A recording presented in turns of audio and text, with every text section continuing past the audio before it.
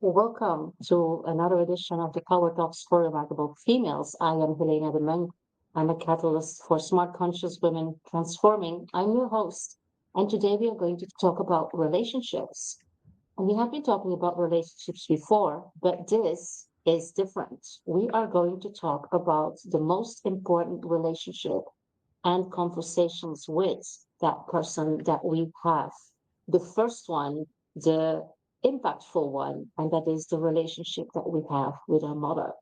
And I am here with Ashleigh Sinclaire, and Ashleigh is an amazing woman. She is the writer and the producer of the Mother Monologues, a love story that's a deeply personal, relatable, and engaging journey of love, loss, and reclamation.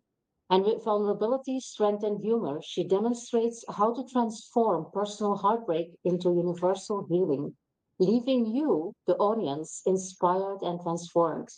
Ashley doesn't just tell a story, she opens portals to healing and awakening. Her life has been a masterclass in resilience, and known for her sassy inspiration and grounded wisdom, she mentors intelligent, creative, soulful women, empowering them to serve with unshakable authenticity. Ashley, welcome to the Power Talks. It is just an honor to have you here. How are you doing? Oh, thank you. Pleasure to be here too. I'm doing well. I'm doing well. Yeah, it's good to see you again. And for everybody that is here joining us live, welcome. There is comments opportunities from whatever channel that you are listening or watching. So if you have questions, if you want to share something with us, if you want to give us feedback, just feel free to use the comment box. Even if you are watching the replay, even if you have to jump out and you watch the replay later, we will monitor the comment boxes. If there's anything you want to share with us and with the other people here in the audience, then feel free to do that. Mother Monologues. How did that start? I had a fascinating experience with my mother Mhm. that I didn't see coming. There was a certain set of circumstances that happened in our family, and I moved her from Florida to Colorado, not knowing how Mhm. long it was going to be. And it ended up being 4 years. I was in for one, and it ended up being four because she got healthier, happier, more stable. And I call those years excruciating to extraordinary, and they were, and everything else in between. And it was in my recovery process of after going through the grieving that I was experiencing and had experienced so much healing. And I had been on my healing, conscious, spiritual journey for 25 years up until this point, and thought I had done a lot of work. But the healing that happened with the two of us, both individually and together, was it affected everything in my being. And I was asking, like, why was this so impactful? And what kind of came was she's our first relationship. She's our first human relationship. She's our first experience of love. And therefore, also our first experience of perceived separation, rejection, Mhm. misalignment, disconnection. So a lot of our initial wounding happens sometimes innocently in that and with that relationship. And so that just opened so much up in me. And then as was recovering and was feeling creative again, and I always take that as a good sign that I'm resourced, I was like, oh, I want to write another show. I had done a previous one woman show, I think 7 years prior to that. And I was like, oh, yeah. So, long story short, I wrote the Mother Monologues because I felt like her and I had gone through so much in our whole journey together. And I thought, I didn't go through all of this just for me. Like, other Mhm. people need to hear what occurred between us because some of it was miraculous. And so I wrote the show and then I started performing it in front of friends in my living room. And I would say to them, look, there still could be some emotional content here. And if there is, I'm going to stop. I'm going to have my emotions and then we'll get back to the show. And my friends were like, of course. And I started doing that and then just receiving the impact from them of how inspiring it was and how grateful they were for how I named certain things and how I navigated through taking care of my mother for 4 years at the end of her life, that I just kept doing it. And now I want it to go far and wide for people to see it for their experience. And so I'll be shortly in the next couple of months posting the whole show on YouTube. Yeah. Beautiful. It feels like it was a continued healing process for Yes. you that you shared with others as a way also to heal. Yes. Yeah. Mm. Because early on, when I was 25 years old, I went to my first therapist. And after a couple of, it was talk therapy back then. And after a couple of sessions, I thought, little history of my mom, first of all. She had a breakdown when I was 12 years old. And it was back in the early 70s, and they gave her shock treatment. And she fractured into what we called her 6 channels. And so most of my life, I didn't know what channel she was gonna be on. And what I mean by channels is sweet, gentle little girl was a personality, depressed, mean and nasty, out there, entitled queen, and lucid phenomenal. So I didn't know which kind of mother channel I was gonna get when I would visit her. And so that put Mm. my nervous system into hypervigilant mode most of I my can life. only Also, imagine. yeah, and it also made me very independent, which was a good thing, but it also had me like what I call manned up, because I looked at her as a model for me because she's a woman, right? She's my mother. And I just made this assessment like, ooh, not safe and a weak position to be female. So I manned up. Mm. So a lot of my journey has, Whoa. yeah, a lot of my journey has been to soften, right? And then also to calm down my nervous system. And when I went to my therapist at 25 years old, and I was like, I'm not going to be able to do any healing with her. She doesn't have the capacity. And I'm a very tenacious person. When I was younger, it was called being stubborn. But I looked at that and went, I don't want her limited capacity to affect or limit me and my healing. And it wasn't like Mhm. anybody said this to me. I just had this conversation with myself. And so then I didn't allow that. I didn't have any idea that her and I were going to do any healing together. But what I've done for the last 30 years is been committed to my healing journey. Mhm. And I noticed something miraculously, which was early on, one of the first things I did was I took her off the hook. I took her off the hook for the woulda, coulda, shouldas that I wanted her to do Yeah. for me, that I thought she should have done for me because she's my mother, all of those things. Mhm. I just took her off the hook. And I was like, Could you that call that did forgiveness? what? Could you call that forgiveness? You forgave her, or was it different? I don't think I was at forgiveness at that point. Hmm. It Yeah. just was, but maybe it was actually because I was like Or was saying, it expectations that you changed yeah, and adopted, or yeah, yeah. definitely expectations. Because I was like, Mm. you did what you didn't do, what you didn't do, and that's in the past. Now, that doesn't mean Mhm. there was still more healing to happen for sure. But I just took her, and it was like I could feel this energetic tension between us, a tug of war was gone. Mm. And Yeah. that was amazing. And Mm. what I noticed, because then I just was focusing on my healing, that after I did that, after I took her off the hook, I noticed our next conversation was easier, lighter, more loving, Mhm. more connected. And then I just kept on my journey. And each time our conversations got more evolved. And I often thought, like, how does she know what I'm doing? I'm not telling her. I'm not telling my two sisters. That's what kept being shown to me every single time. So I learned, and this is one of the key points I want to emphasize today, is I didn't need her participation or her willingness.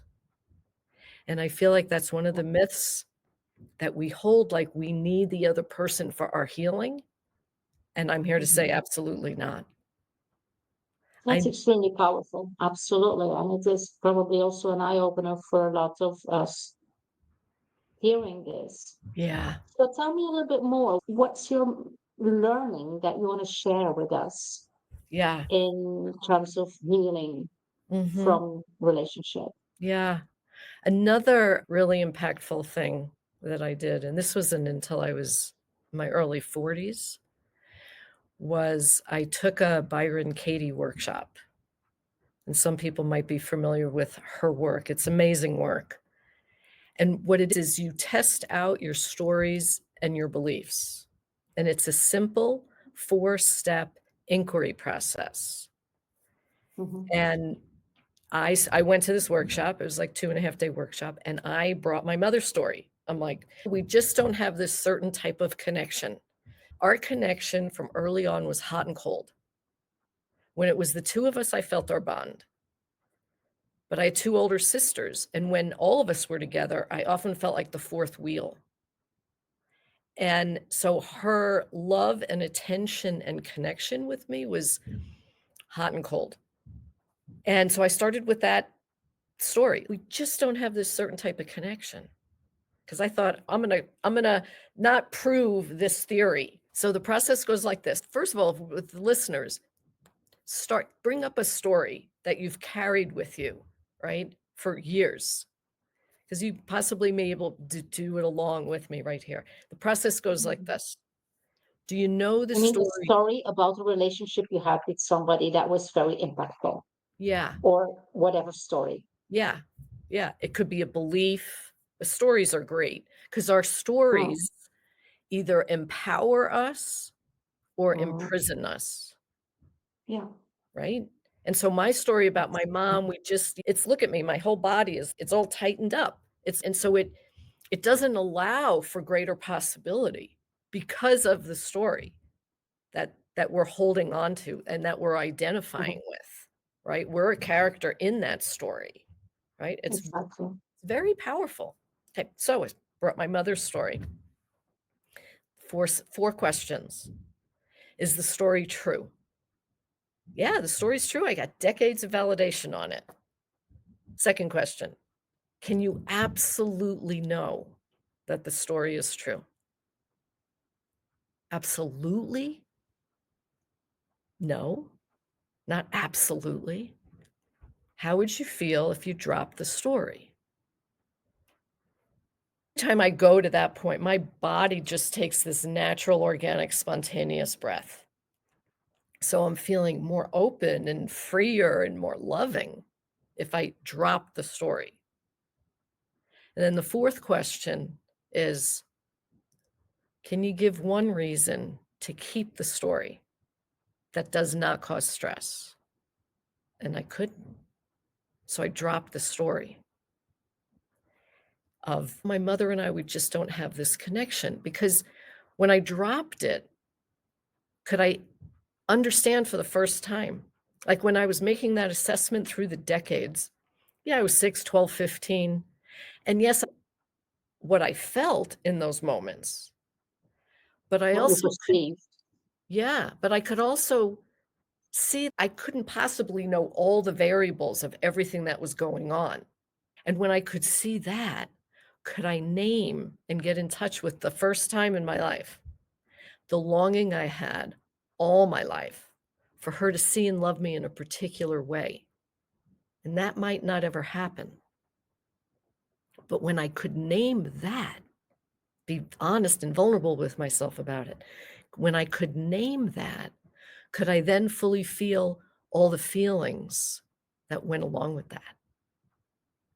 So it was a few months after that workshop, my mom decided she wanted to come out here for a vacation. And we were standing in my kitchen about 2 feet from each other, and she looked at me and said, "I love you." And I was able to receive it with, "And I love you." I could receive it versus push it away like I'd done for decades, right? Because we just Mhm. missed our love and care for decades. Because when I was reaching out to her, she was what I would call like insensitive and oblivious to my reaching out. And then when she would reach out to me, I'd be like, "Hey, lady, you had your chance." We missed it. But in this moment, because I dropped the story, could we have this most intimate, loving moment with each other? And that's up to us. Because I believe, like our generation and women behind us, we've come in because we've had the tools and resources to heal this relationship. Like our mothers, they didn't have these resources. They didn't have these common conversations that we have today about healing and all the modalities and authentic communication and relating. Like it wasn't around it wasn't around when we were growing Mhm. up, right? Yeah, So we came in to exactly. heal this relationship. Instead of waiting for them, we have more capacity than they have. And Mhm. anything that is unhealed within us is fogging our clear seeing, fogging our perception, because 'cause we're navigating and seeing life through these stories, through these unresolved Mhm. emotions. Yeah. Absolutely. It is, it's interesting to take the lead in this healing and, like you say, do it on your own if the other person does not have the capacity to co-heal with you or to heal the relationship as an entity. Because especially if it is about parents, we always feel like they're older, they're the adult, or at least they were the adult first, so it should be their initiative, or they Yeah. should know better, or and things like that. And it's to say, there is a resentment, there is a blame, there is an Mhm. expectation Mhm. that is keeping us from the healing. Absolutely. And then, Yeah. of course, there's not only the lack of capacity, there's also the lack of willingness, because Mhm. sometimes you are dealing with relationships where the other person does not want or is not available Yeah. to do that healing. So it is magical if you say that this is something that you can do on your own. Oh, yeah. So, And as especially this last, I would say 5 years, I practice now what I call radical responsibility, mhm. and it could scare people, to be quite honest. But it's along this thread that I learned at 25, which was I don't need her to do my full healing. I don't need it. And so then I've just extended that to every area of my life where there's That was with your starting point for agency and accountability. yeah, Yeah. Oh, mhm. yeah, Yeah. exactly. And it's so what I have found about it, it is so empowering. I'm just relying on me. It's the depth of my healing is the commitment and the devotion to the depth of my commitment to myself Yeah. so that I don't It have to feels like wait. an ultimate act of self-care, right? And self-love. Absolutely. Yes. Yeah, I call it self-fullness. You know how people like we were brought up, right? To be like, "Oh, if you're just thinking about yourself and focusing on yourself, or you're selfish." Well, I think that was a manipulative trick because I Mhm. find it and I'm very thoughtful of others, but I'm self-full where if I get triggered, I take the attention off that person and I call what I say, I go home because in my home I can think the clearest and I say, what am I feeling? I take the storyline away because that's a great Mhm. distraction, right? Yeah. You say you take the storyline away through these four questions. I don't know how many they are. Not those. This is Yeah. different Yeah. process. Okay. Different. Yeah. I take the storyline away, and then I ask myself, what am I feeling? And I name what I'm feeling. And then I say, when have I felt like this before? And for me now, it's like the Jetsons screen comes up. Remember the Jetsons cartoon? No. Okay, maybe it was No, a American thing. maybe A not lot in of Europe. a lot of Yeah. people will Jetsons screen comes up, and there's a picture of childhood. And people have asked me, clients have asked me through the years, "Does everything go back to childhood?" Yes, Mhm. it does. Mhm. The Jetson screen comes up, here's the picture. Oh, yeah, I was 11 years old, I was living with my father. The same emotions, different storyline, same emotions. Mhm. Again, I drop the storyline and I stay with the emotions, and I feel those emotions, and they might shift and change. I remember this one instance, I felt anger initially, and then that opened up to sadness, and that opened up to a longing, and then that opened up to a reaching, and then that opened up to I could feel myself compromising myself for attention. And they just a whirlpool of some kind, right? But just it wasn't Mhm. overwhelming because I also remember I'm in charge. If this gets too big, I can slow it down. But I wait till then it all the emotions evaporate. Yeah. And then I'm Just by left. being with them. Say that again? Yeah. Just by being with them Yes. instead of pushing them away or getting overwhelmed by them, just be with them. Yeah, Yeah. exactly. And sometimes you have to Powerful. work with someone. Like I Yeah. I had to be taught this. And when I my first somatic therapist was, I think, in my 30s, and I really didn't want to feel the deeper emotions. And I was seeing this gal weekly, and whenever we'd start getting close, I would just crack a joke. I would just make her laugh, and I was good at it. And she even said Mm. so. She said, "I've never laughed so much in therapy sessions." But she was also good at what she did, and she would just track me, just stay on my tail. Until then, I would sit there and feel as much as I could in that round, right? But I noticed every time on the other side of it, I felt more loving, more open, more energized. Mhm. And so after working with her, I just kept doing it for myself because now I know how. And it's been one of the most powerful things I've learned and have stayed with, and now can be that for others that I've done in my life. Mm. Yeah, because I watched both my parents in different ways, like they didn't know how to deal with their emotions.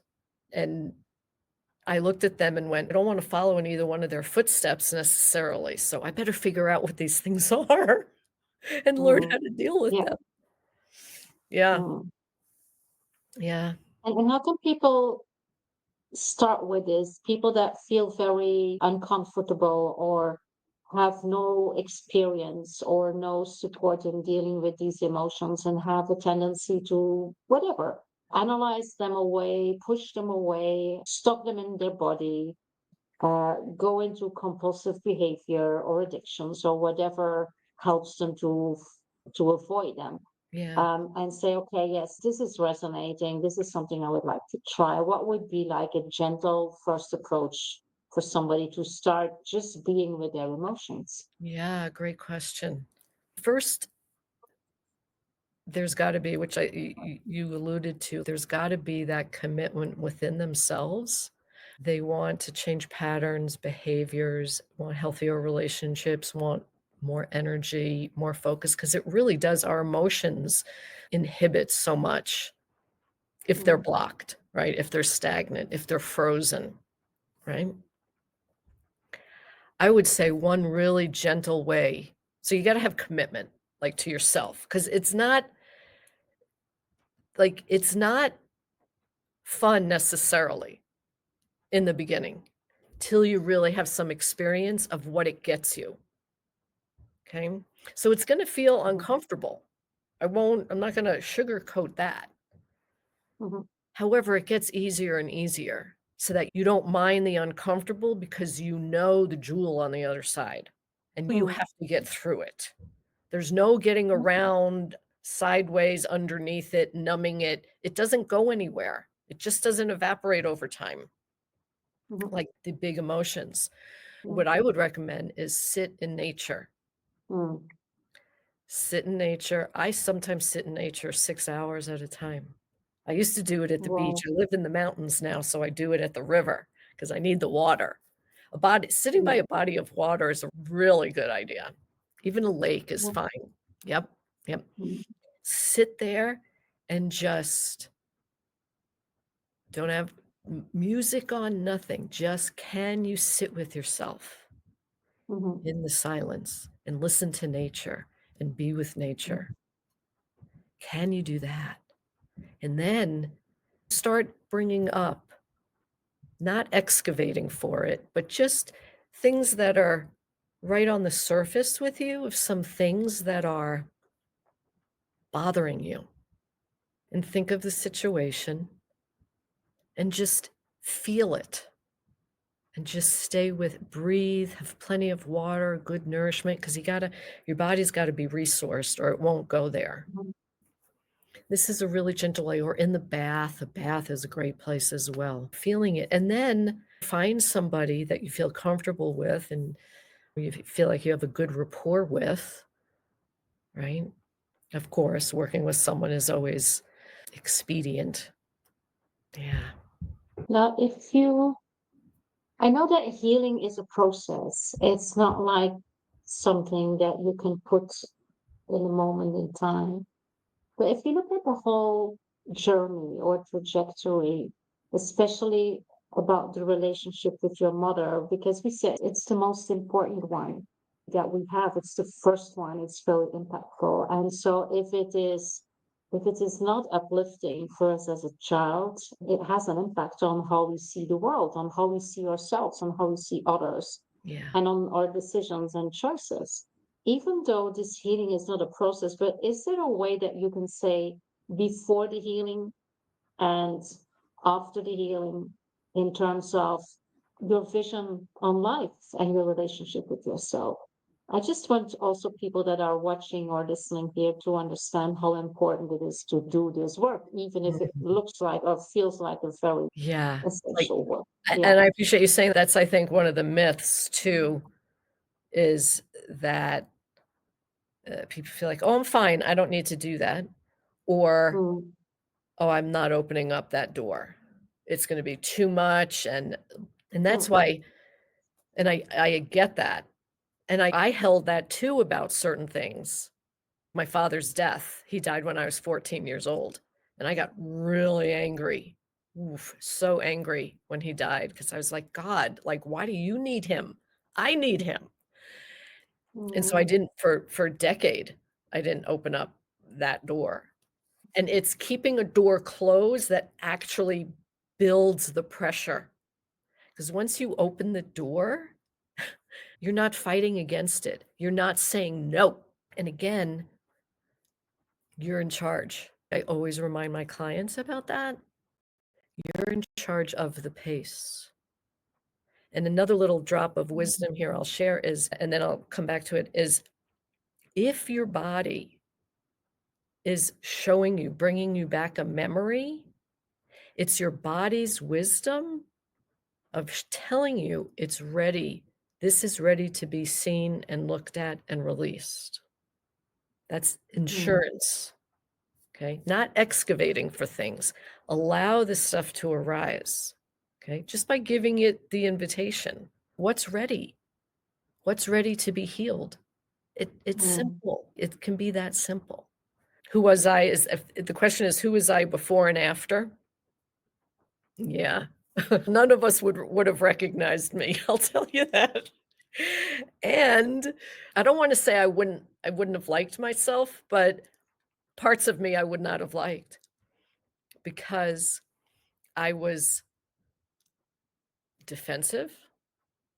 I You had your was shield up. oh, yeah, Mm, defensive. I was what I would call bitchy. I had no problem sharing my anger out to anybody. I was I will say I was still fun. I remember that, but I had all these other things. I had a great fear of intimacy. My nickname was the 45-day girl.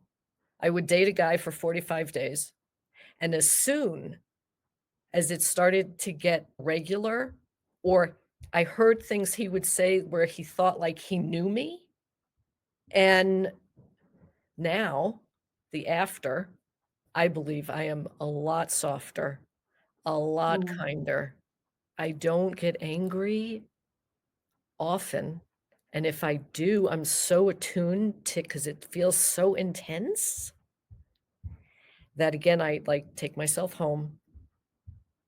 I don't want it to go out, and if something comes out with an edge or a tone, I, like, apologize because it's not my intention to hurt anybody. When I was younger, honestly, I didn't care because I mm. had so much pain in here that it was because I didn't know what to do with it, that it just blew out of me. And I also feel more in touch with actually who I was when I was a younger girl. Like, just my innate gifts and talents are online.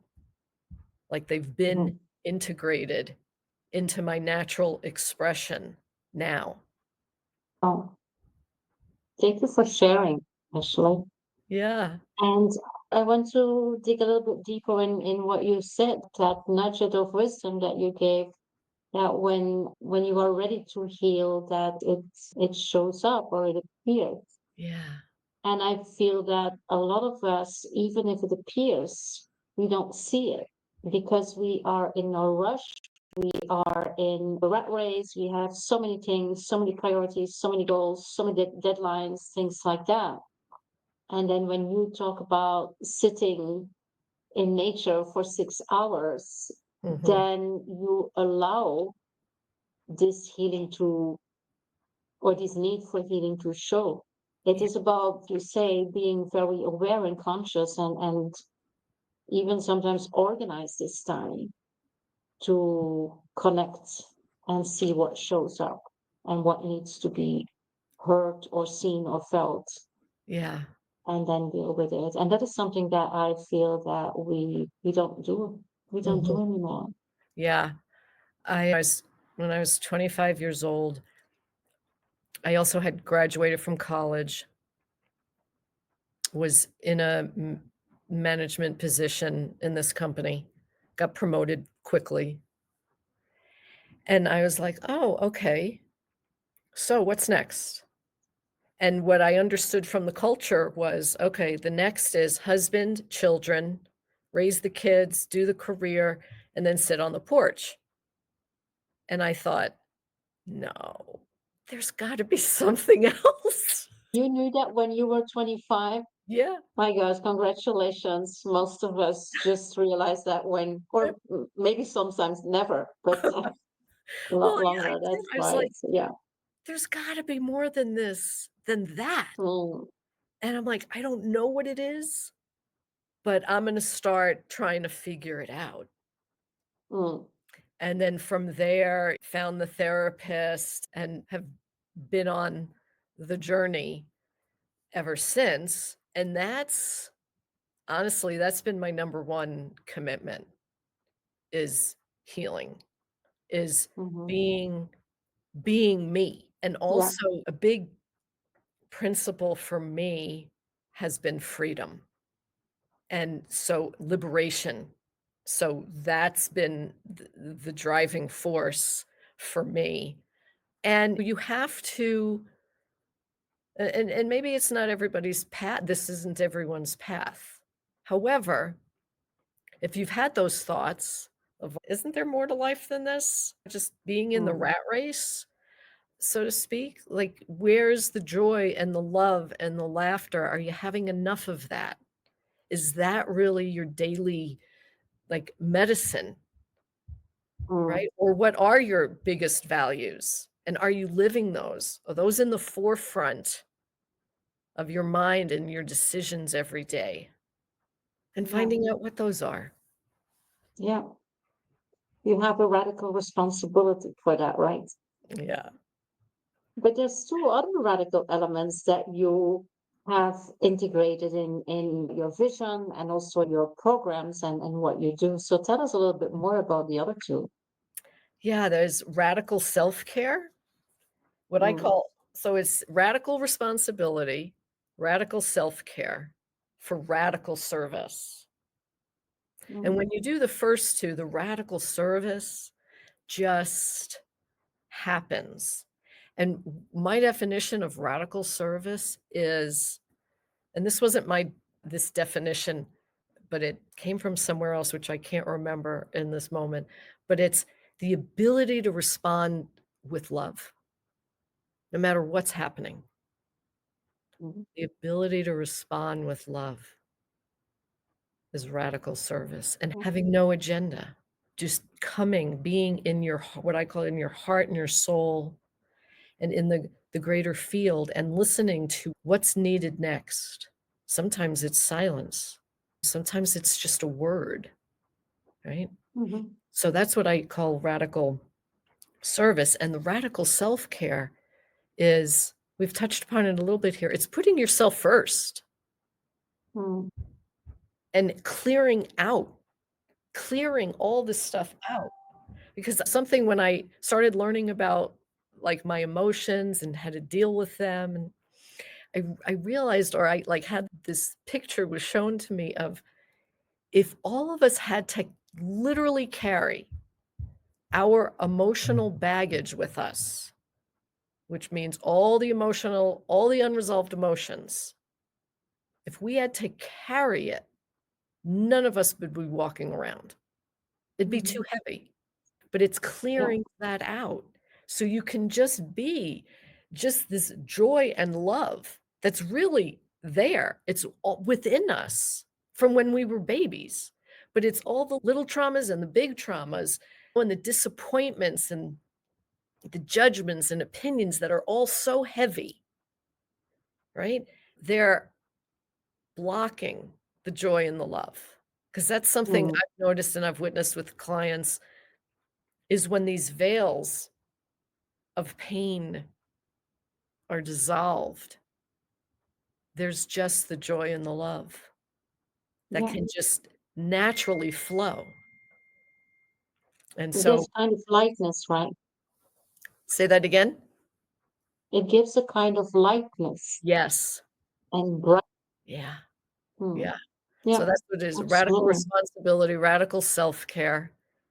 Because when you're resourced, and you can become your own resource, right? When you're resourced, then you are a gift to others, a Mhm. natural overflowing gift. And Yeah. life becomes easeful and joyful, and not because you're driving it, because it's just happening. So how do you bring that to clients or in general to readers or watchers or listeners that have this, at least this perception of a very heavy agenda, heavy responsibilities, no time, sometimes feeling overwhelmed. And they say, "Well, how can you Mm, do this? This radical self-care I have, like you have. I have parents I need to take care of, or I have children that need me, or I have a very responsible job and I cannot sit 6 hours in nature. There's no way I can do that. right. How do you bring them to this state of presence where you create the openness for this? It has nothing to do with me. It has to do with them. Of course. And they, again, each person has to make their decision of what's number one importance. And yes, sometimes it looks like it's a hard, difficult decision because we're all so trained not to put ourselves first, to put Mm, ourselves look, I lived on the back burner for decades, putting family and partners and stepchildren before. And mm, then at a certain point, something clicked over in me, and I said, "No." And it's not like I got rid of all these relationships, but I mhm, moved myself forward of, "What do I wanna do today? What's most important to me?" I put myself first. And if you do it with love and kindness and awareness and gentleness, not with a punch, not with a hard edge about it, not with yelling and demanding and all of that.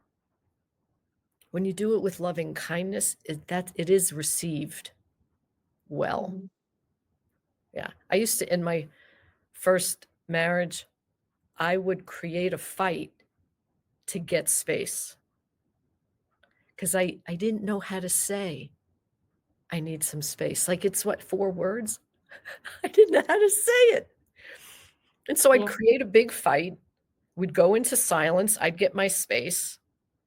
And then my husband would come back to me and say, like, "Why did you have to do it that way? Why couldn't you just say up?"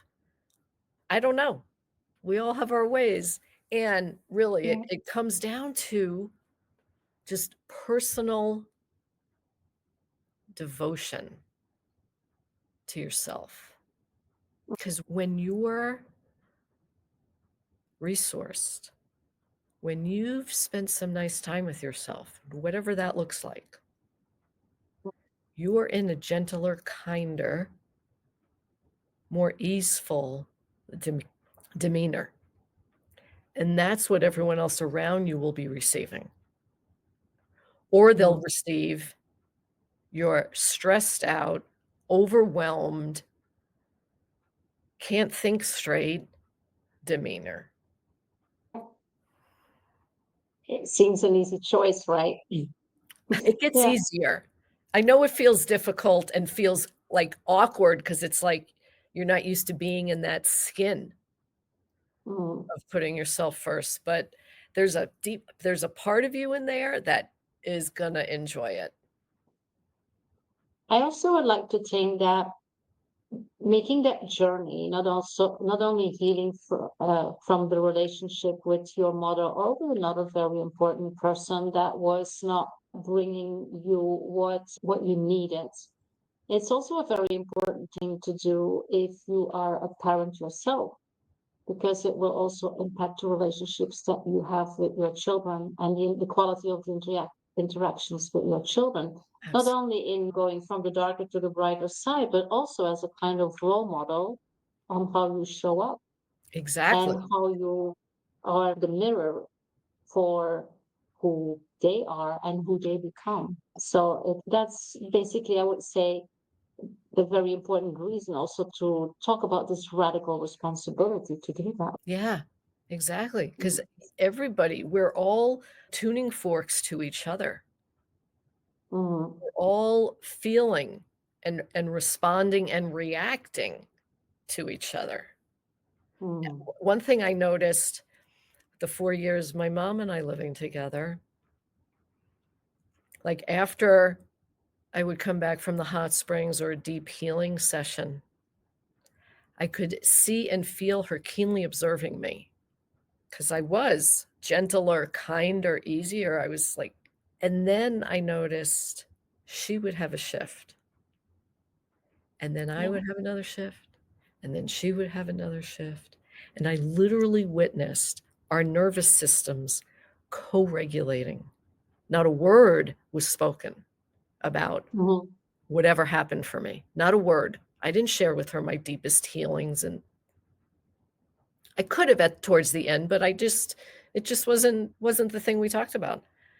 But I just so I witnessed there's that saying in Hawaiians have it and Native Americans have it that when you do your healing, it goes back and affects 7 generations behind you and 7 generations in front of you. I literally witnessed this in our home between my mother and I. Yeah. You're not only doing your own healing. Yeah. So if you Wow, have kids, powerful. even more reason to do your work. And there's something I also wanna share, something that helps, you bring awareness to, like, maybe some of the stories you're holding, because sometimes we're not even aware of them. I wasn't aware of some of mine, and that is to write either your mother or anybody. This applies to all relationships, but we're using the mother here because it's very poignant, but to write her a letter that no one will ever see. And it's not the writing that comes from here. It's, again, like sitting in nature, sitting in a quiet place, or first thing in the morning is a great time to do this as well, and just let it all come out. But you start with "Dear Mom" or "Dear Mother," whatever you call her, and you could start thinking about it from when you were younger, in each, like, section, right? And just, "Dear Mom," and just let whatever wants to come through, because what that's doing, it's taking it out of just the psyche and storyland, and you're naming it. That's powerful. And it Mm, releases then out of your system. And then you can, like, burn it, do whatever you want with it, but do the writing process. And also, it's beneficial to do pen to paper. There's mhm. something, right, very alchemical that Yeah. happens that way. And don't even think about what you're writing. Just let Yeah. it. That's a kind of free fall writing. Yeah. Mm, Exactly. Exactly. yeah. That's that's also something very significant Mm, to do. yeah. Yeah. Beautiful. Actually, you shared some very important and impactful stories and wisdom from your own experience. And then, of course, all the learnings from that. And you created this woman show. You also created programs for your own clients, for people that want to work with you and benefit from that wisdom. So what is the easiest way to get in touch with you? Yeah. Is that via Facebook? Is that The easiest way is just go to my website, and that's mm-hmm, themothermonologues.com, mm-hmm, and you can sign up to get informed when the show goes live. I highly recommend that, because that yeah, drops some of the things were mentioned here today, because it's just so a natural part of my story. And so there's more, like, drops and messages in the show. So there's mm-hmm, that, and then there's also a way to connect with me directly if you're feeling like, "Oh my god, I wanna know and hear more," and we have a one-on-one conversation to see if this is working one-on-one with me is a good next step for yeah. you. Yeah. Beautiful. All your contact information will be in the comments on the LinkedIn event and in the show notes on the YouTube page or apps for this Power Talk. Anybody that is listening or watching right now or is in the replay is very welcome to connect via everything that we will be making available in the notes. Mhm. Actually, one last wisdom you want to share with us? We're almost at the top of the hours. One last thing that you feel like could be a good one for here. Yeah. I would say acknowledge the journey that you've been on. Acknowledge the journey. 'Cause it's been impactful for you, it's unique to you, and to take a moment and say, "Yeah, this has been a ride, and I'm learning, Mm, and there's more to learn," and to be curious about it, and can't help but say this, and to put yourself number 1. It helps everybody, really. It yeah, does. It really does. Yeah. absolutely. You cannot pour from an empty vessel, they always say, and it is so Right. important indeed that we take care of ourselves. Absolutely. And that we support each other in taking care of ourselves. Yeah, beautiful.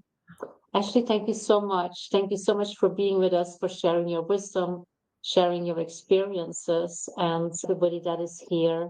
Thanks for being with us. I'm sure that you had some nudges out of this, even the reflection, the awareness, the consciousness about what is going on in our lives that we sometimes cannot put a finger on, that we are losing energy, that we feel stuck. I think that what has been brought here by Ashleigh could be like the first awareness or consciousness about what it is. And we certainly brought some steps and processes like how to deal with it. And if you need support, find that support. Connect also with Ashleigh. She can tell you a lot more. Watch the monologues. It's so generous that you bring them on YouTube. I really looking forward to watch them and also Yeah. to share them. Thank you so much for being here. Yeah. And Thank looking you. forward to hear more of you. Great. Thank you Right. so much, dear. Take care.